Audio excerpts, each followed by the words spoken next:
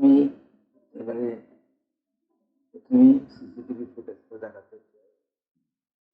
যেটাতে দেখা যাচ্ছে পুরো ঘটনাটাই পর দিব, যার পর যেটা ঘটেছে, যার পর যেটা আমি করেছি, যাতে ছাড়ার পরেও সেগুলো আমি পর দিব। এবং আমি ভিডিওটা যখন দেখাবো তখন বলে 15:14 টাকা তুলবে, অর্থাৎ 3:14 ওপরে ডান দিকে দেখা যাচ্ছে যে সময়, তারপর বাঁদিকে ডেট 5/6/2018। এই ছেলেটা সেদিন ওর সঙ্গে হিসাবে এসেছিল, ওকে কাউন্টার পার্টটা দিয়েছি। যে টাকাটা যে তুললো সে বেরিয়ে গেছে 5-7 মিনিট পর, টাকাটা তোলার পরেই বেরিয়ে গেছে। কিন্তু হয়তো বাইরে ছিল, কারণ এই লাল টি শার্ট পরে ছেলেটা বারবার বাইরে যাচ্ছিল আর ঢুকছিল অনেকবার, সেটা দেখাবো।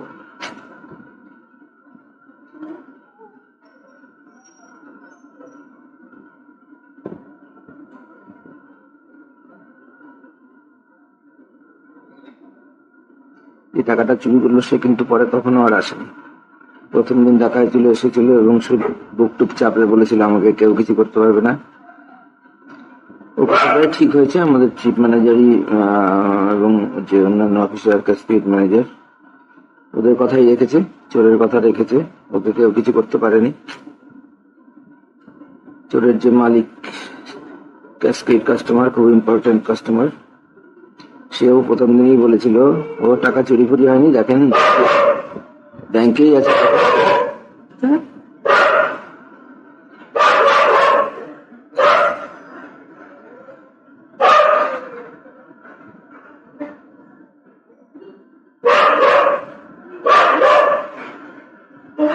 ছুটি হয়নি, ব্যাংকেই আছে দেখেন। এই কথাটা আমার কানে গেছিল, জোরে বলেছিল এবং আমার এটা খুব অপমানিত বোধ করেছিলাম। যার মানেটা হচ্ছে টাকাটা চুরি টুরি হয়নি, ক্যাশিয়ার অর্থাৎ আমি টাকাটা কোথাও লুকিয়ে বা সরিয়ে রেখেছি, এটা পরিষ্কার ইঙ্গিত। এবং সেই কথাটাই ব্যাংক লাস্টে প্রচার করলো যে কোনো চুরি হয়নি, ওখান থেকে অন্য কোনো ভাবে খোয়া গেছে। মানে মিথ্যা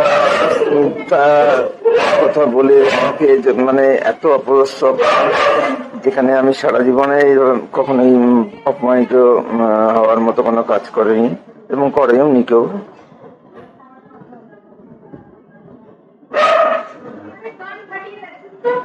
সতেরো সালে মালদা বেঞ্চে থেকে আবার শুরু হয়েছে।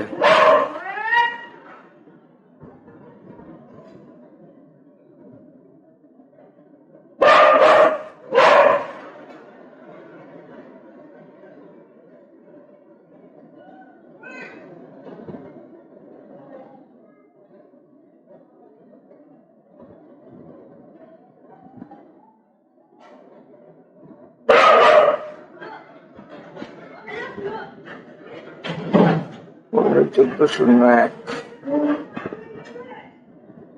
15/14, অর্থাৎ 3:14 ঠিক ডানারটা উঠিয়ে টাকাটা তুলে নিয়েছে।